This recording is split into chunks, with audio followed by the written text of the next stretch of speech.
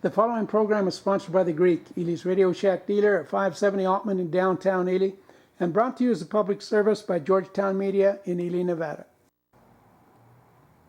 White Pine County Commission meeting, February 24th, 2021. Good morning and welcome to the Wednesday, February 24th regular scheduled White Pine County Commission meeting. Would you all please stand and join us in the pledge? And Travis, why don't you lead us today? I pledge allegiance to the flag of the United States of America and to the republic for which it stands, one nation, under God, indivisible, with liberty and justice for all.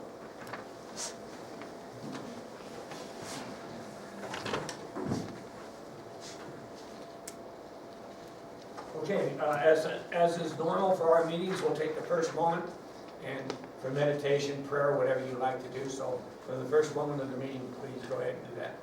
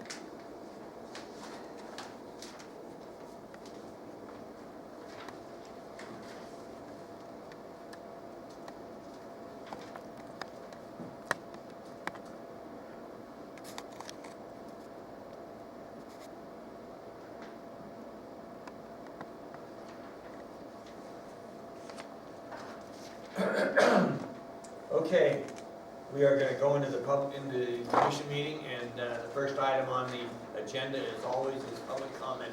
Is there any public comment on the phone, Mike? Anyone on the phone? Yes, Chairman Howe, this is Burton. Yeah, Burton, go ahead. Just wanted to give you and the rest of the commission an update. The February 4th, I was able to tune into some Humboldt River meetings that the State Water Engineer's Office is putting on, and just kind of give an update on the water status throughout Nevada. Last year we had no drought in the county. This year, White Pine is in extreme or exceptional drought. We just haven't had much moisture. We're about 60% of normal so far this year in our snowfall. Then it was talking about the Humboldt River, some parts on that. We do have a little bit of that does touch the northwestern part of the county. And obviously with the water situation that they're looking at, some challenges up there as well this year. They're going to be coming out with some draft water orders on April 2nd for public view. See what they say. So that's all I had. Okay, thank you. Is there anyone else on the phone that would like to speak? Hearing Chairman none? Howell. Yeah, go ahead. Who is this? This is Marcy Reba. I'm the Executive Director of the Department of Indigent Defense Services. I just wanted to take a quick moment to introduce myself and my department because the topic of public defense is on your agenda today. Our Board of Indigent Defense Services recently adopted temporary regulations on January 28th, which have an anticipated effective date of March 5th. And you can find these regulations on our website at cids.nd.gov. I'd like to request be placed on your agenda after March 5th so that we can introduce this board to our regulations and offer our assistance in the indigent defense planning that's required by statute. We hope that our department can be a resource for you and your county. Thank you. Okay, thank you. Nicole, you got that? You can put it on calendar for her. after March 4th? Yes, if she could contact me via my contact information on our website at whitepinecounty.net. This is Nicole Baldwin, County Clerk. That'd be great. Did you get that? Ms. Reba, did you? I did get that. Thank you very much, Chairman Howell. Yeah, that's the direction you should take. Anyone else on the phone? Hearing none, I'll move to the audience. Is there anyone in the audience who has public comment on today's meeting? Please come forward, state your name, please come forward.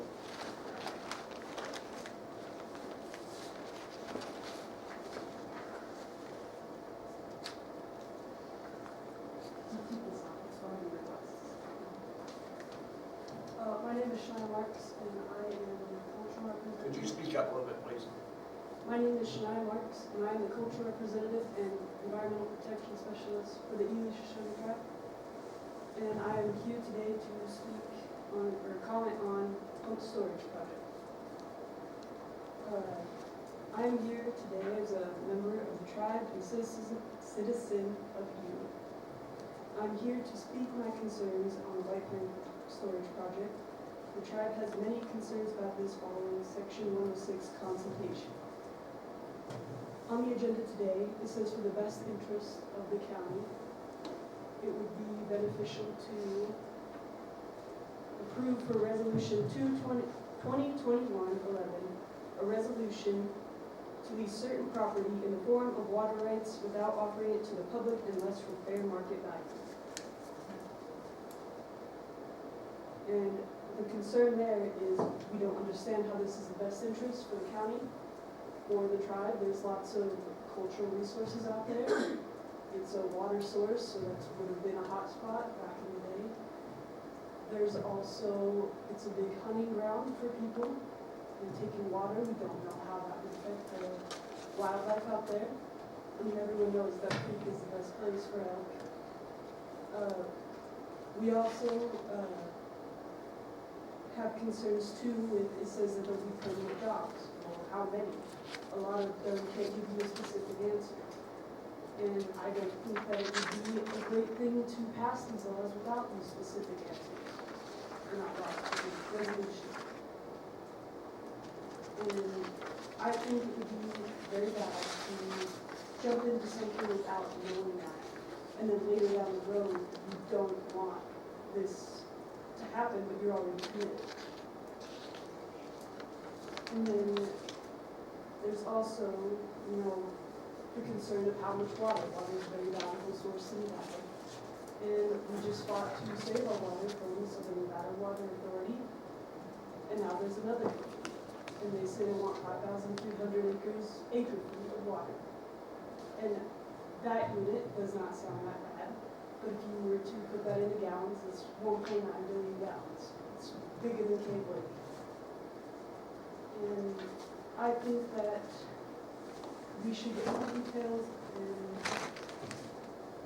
be sure that this is something that we want to do before acting on it so fast. Sorry if I'm shaky. I don't speak in public. I'm nervous. You're fine. You're fine. Thank you. Anything else?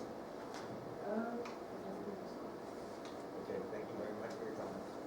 Nicole, is there any more handouts that we had yesterday? Yeah, I've got a couple. Because we had a public hearing yesterday that had a lot of information with a slideshow that might answer some of those questions.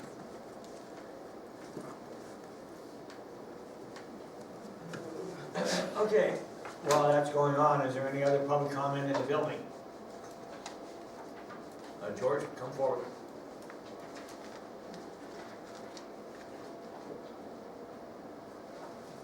Thank you, Mr. Chairman. In my haste to get here, so I wouldn't miss your meeting, picked up the wrong packet. And Ms. Carson, if you would please draw that microphone a little closer. Yes, sir. You know, the Nevada Open Meeting Law has a regulation in regards to those with hearing disabilities, let alone those that can hear normally. We can't hear you.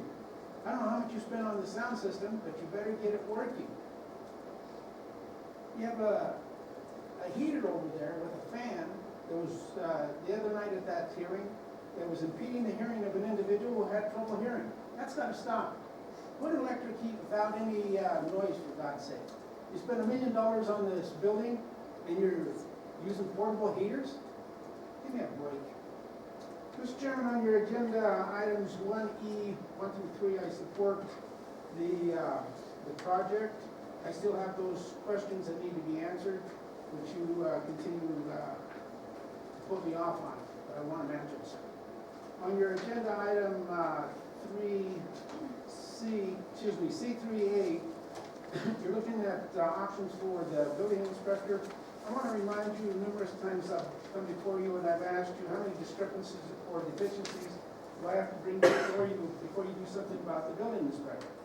The biggest single detriment to this growth in this community, in this county, is that building inspector the city has now just retired. I don't want him coming on as a contract employee. I've got numerous examples. Selective enforcement. We don't need that. Most of this packet came from the planning commission. I picked it up by mistake, but it's all pertains to you folks too. I don't want somebody doing a half-baked inspection on a courthouse or a jail. He needs to go. You can contract with professional services. Mr. Chairman, on your agenda item 3, C3D, you're to consider public defender services. I don't have my notes with me, but one of the contracts was for $164,430. Is that for all 3 attorneys or just per attorney? And what was the average paid to that firm that you've had in the last 2 years over the last 3 years? It wasn't quite clear to me. Just so you know on that item, George, and I'll just interrupt, not interrupt. We are gonna be addressing the public defender, not during this morning, but at 1 o'clock this afternoon, because some of the public defenders could not be here or had to be here on Zoom, and the time to let them all be heard would be at 1, so that's what time that particular item is gonna be heard. Well, I Just might so not you be know. able to make it, but I'd still like to know what you paid out the last 3 years. I think we'll have that number. Okay. Mr. Bullosley now has missed 4 or 5 meetings. He's not missed meetings, he's on Zoom every meeting. Well, he better zoom in here and be in person because the law does not allow him to be remotely involved in the meeting. Is he in quarantine by chance? He's involved, and that's the way it is, Well, George. that's not good enough. He But needs to show up Your just like everybody else. Your 3 minutes are up, George, thank you very much. You interrupted me, I still have one item. I'll give you one more item. Thank you. All letters that are presented to the commission, as was done so last night at that hearing, need to be read into the record. Not that you can pick it up on your way out the door. Precedent has been set, it's always been done that, different meetings I've been to. You can't change it midstream if you knew that. Thank you. Is there anyone else in the audience that would like to speak in public comment? Anybody on the phone? We do have one letter. I've asked Nicole, because of my distance to the back of the crowd, so Nicole, the county clerk, will read the one letter that we have today. Dear Commission members, I'm writing this letter as a resident of Ely and also as the Vice Chairman of the Regional Planning Commission. I'm concerned with the possible 12-year lease of our water rights to White Pine Water Power LLC. As a resident, I am in no way opposed to new projects coming to White Pine County and jumped at the opportunity to join the Regional Planning Commission to help bring positive growth to our community.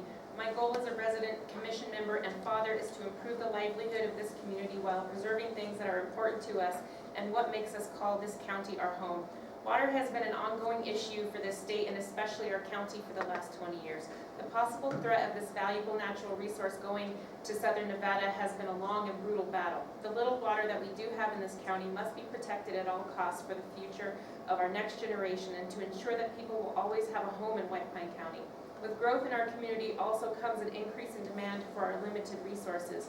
Any future industry and housing growth brings on the need for the use of land, water, and power. The possible proposal for our county to lease over 1/3 of our water rights to a single company for a period out of at least 12 years puts our community at a disadvantage for future growth in other areas.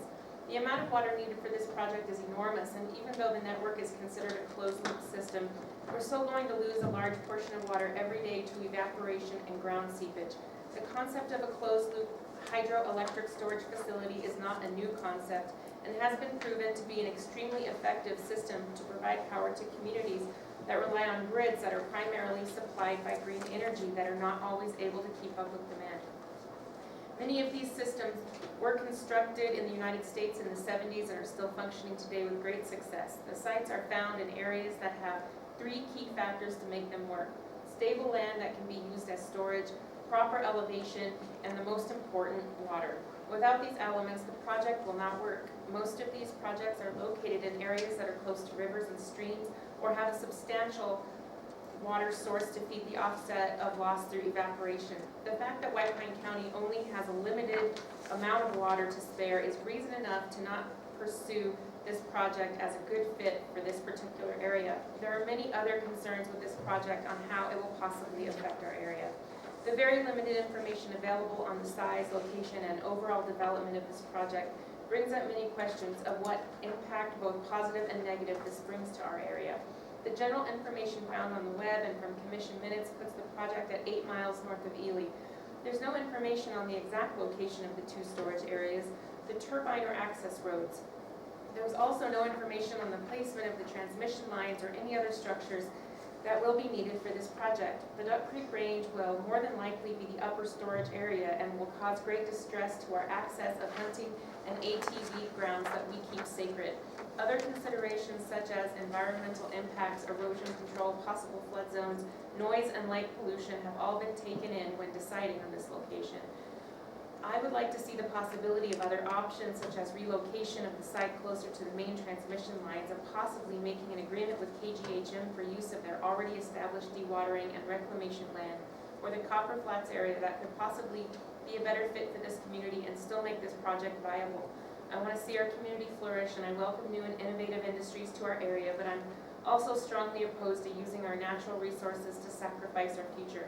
Thank you for your time on this matter. Sincerely, Jason Bath. Okay, thank you. We had the one letter. I take that today and thought it'd be best interest for the one. When we have several, the DA has already informed us we do not have to read those in public comment. The one letter, we read it. The other ones will always be available at the clerk's office or part of public record. You can pick those up if a person wants to distribute them on their own. We'll do the best we can, and that's the way it is. We'll just do the best we can when it comes time to reading them on a time basis. There are certain limits on public comment. And that being said, public comment today is open. Please voice your opinion. When we open the meeting, when we close public comment on the items, unless they're public hearing with public input, we will open the meeting today and we will go on the agenda items. There'll be no comment during the agenda items today if they're not public hearings. So public comment is fine, speak whatever you want, whenever you want, but once we leave public comment and we go into the agenda and it's agendized items, there'll be no comment. None will be allowed. So that anybody who has anything they'd like to say now during public comment, please, you're welcome. But once we open the meeting and we go to agendized items, there'll be no comments during those items. There'll be commission decisions. Okay, and as we go into the meeting, there's a couple of changes as far as today's meeting goes on page 5. Item B and C have been pulled for today. There's more information that needs to be handled. And as I addressed during the public comment meeting, on page 5, items B, C, and D that are related to the public defender will be heard at 1 o'clock this afternoon. So anybody who's kind of waiting around for that, it'll be at 1 o'clock this afternoon. We'll be addressing that. And one last thing we're going to do this morning by request. Well, first I'll ask for any additional public comment. Is there any more comment? Please come. You've already spoke, George. We're only allowing one public comment per person, 3 minutes, that's it. You know, 3 minutes does not allow. I'm sorry, but that's the rule. Okay, fine. Okay. Fine. When you use your 3 minutes, that's it. Okay, there's any more public comment before we go into the meeting? Anybody on the phone? Anybody in the audience? Speak now. I think we Once you've should- done your 3 minutes, that's it, I'm I sorry. think we should get more than 3 minutes. I'm sorry, but because that's, it's super it's busy. always been the rule, and that's what it is. So we're not gonna discuss it. It's 3 minutes, it's on the agenda, it's posted, that's it. 3 minutes per person. Okay, now, we are gonna go, without any more public comment, we're gonna open up the county commission meeting, and we're gonna move, on page 4, item 1, by request, we're going to address, Department Head Desiree Barneson, Social Services Director, and her item is A, discussion for possible action, the approval of the Ely Bus updated Title VI plan. Desi?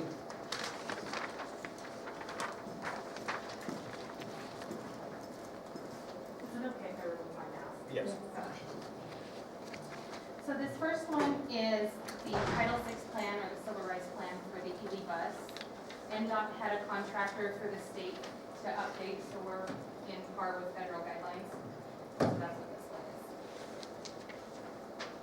Any questions by anybody on the commission? Okay, look for a motion. Is that a motion item? Move to approve as presented. Okay. Second. Motion by Shane and second by Travis. Any further discussion? All those in favor? Opposed? None? Okay. Then the second one is, item B, is discussion for possible action approval to hire a new employee that will be split half-time between public health and social services. Okay, so for this one here, I want to quickly go over my office, just so we can talk about this. First of all the programs that we offer to the community, everything that we do is grant funded. So with that being said, I try to write a new grant every year to bring in new programs for our community. With this new employee and how we are moving, we have moved from a Band-Aid effect to case management, which means instead of someone coming to our office every month or 2 months needing, let's say, a power bill paid, we now case manage them to get to the bottom of the problem to fix it. So we're not just spending money willy-nilly, and I can actually help more people by fixing the problem. We have went mobile. That was part of a couple of the grants you guys approved, meaning we go to the clients more than they come to us, because there are certain types of clients that will not come to my office. We have a big problem in our community of young people that are couch surfing that will not come in. Once we can build up a rapport with them, I can help get them services and get them, what they need as a young person, so it's not a continuous person I see for the next 20 years. And I see a lot of seniors, especially with COVID, I'm going to them instead of making them come out into our community. We have an opportunity with the state. They have not given me the paperwork yet, but they're talking about giving the county $80,000 to help with another part-time employee for public health for data input, because the girls are drowning with COVID right now. I am trying to look towards the future, though. I don't want to just focus on COVID with our 2 offices. So if we have another person, with the caseworker and I both being in the field as much as we are, that means there is somebody sitting at the desk that can answer questions if someone comes to our office. But it still allows us to do the majority of what our job is, which is out in the field. But this would also allow for the data input for public health. And if we look back to when we had our previous health nurse before we lost her and we lost all of our programs, they were in the schools. They went to the senior center once a month and did blood pressure checks and heart health and stuff for those. These are programs we're trying to get going again. And with that, she needs support staff. With having another person in the office, my other health nurse that comes down from Elko can still be seeing clients there while the other 2 are in the field. So with all of that, I try to not touch the indigent budget for any programs. I try to do most of our match and everything for all of the grants is in kind, as my wages or other in-kind services that we can offer. So not wanting to count on this state 100% that we have this $80,000. I asked Elizabeth to do a budget analysis for me of what it would cost with this coming out of my budget, because really it's an umbrella. The majority of the clients they see are indigent. So for a 30-hour-a-week person, from now to the rest of this fiscal year, it's going to cost $10,150. 30 hours a week for next year is $37,021, which my budget more than has enough to handle. And the reason I do this is I'm trying to bring as many programs to this community for our people at the least cost to you guys. That's why I help the sheriff's office with the inmate medical so it doesn't have to come out of the indigent budget. And why I've helped with the bus and public health. I'm trying to do the most for this community at the least cost possible.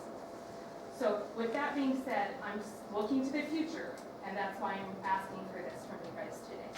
This would not impact the general fund because I know where that is at, but this would also help bring in more programs and let us grow these for our community with no cost because I have more than enough in my fund to cover. Okay, Elizabeth, will you give us what you've got on this item? Where the money comes from? How much effect will it have on the county? Should it be done during the budget process? Sure. Yeah, I'm sorry, You're good. I'm happy, I promise. Okay, so this, I did do the analysis for Desi so that she does have those numbers. She does have that money available in her budget. I have included this in your budget package as a new position being requested for next year as well. We have not seen the paperwork from the state on the $80,000, so she did ask me to do 100% of it from her budget until we can, because I won't set up a budget based on money unless I have paperwork signed in hand. So I did that analysis. She does have adequate funds. It does help with public health. I think one way or another, whether the state gives us that money or not, because of the data entry issues going on in public health related to COVID, we're at least going to have to do something to help public health out in this situation. My understanding from Desi is that she is comfortable with this coming from her indigent fund because a lot of the clients that go to public health are eligible for her services, and so it is an appropriate utilization of her funds. If there are any questions, I'm happy to answer them. As far as having, taking it from halftime to 6 hours, I think because public health was saying they needed at least someone to do data entry. They do, and the way we have looked at it is because we're in WebIZ, they're in WebIZ, it's all the same type of clientele, we're all HIPAA. They can sit in my office and do the data entry and still be at the window. And answering phones, and public health can have the phones transferred Yes. over, So- and they are in the field doing these different programs. So it is a reasonable solution to an existing issue within public health and allows social services to be more responsive from their office when they're out. I want to just add one more thing. With the growth of these programs and going back to the senior center and seeing the young people, just our seniors alone, the longer we can keep them in their homes, healthy, happy, we're not paying the 50-50 match. So that's saving a substantial amount to the county. The same thing with my young people. If I can get in and mitigate the problem early, it's 20 years of services I'm not seeing. So I'm trying to fix these as quickly and as cheaply as possible for all of us. Any questions or any comments by anybody on the commission? You know what, when I had the discussion with Desi, I've also been on some of the state conference calls, and that doing the data entry has been a huge issue, and that's why the state has moved to do that. But I wholeheartedly support trying to get back what we've lost, especially if there's grant funds available to help pay for it. And even without that, it's still a viable proposition to move forward with. Yes, so the numbers that Desi presented to you are 100% of the cost if she's proposing from indigent services. And there is no grant funds that we know of at this time. Right. But, So, yes, we keep our fingers crossed. I always do, but I don't have time. Okay, we've got a plan in the works for $80,000 from the state, but it isn't here. You don't have it. You don't have it. She has the, well, excuse me. Oh, She has the money in her indigent fund. We're looking at hiring another person. I understand the COVID and I had my shots done at public health. I understand that, I understand the paperwork that goes with it. That, at this time, while we're giving the shots, that is absolutely necessary. I understand that, but to make the position full-time, half-time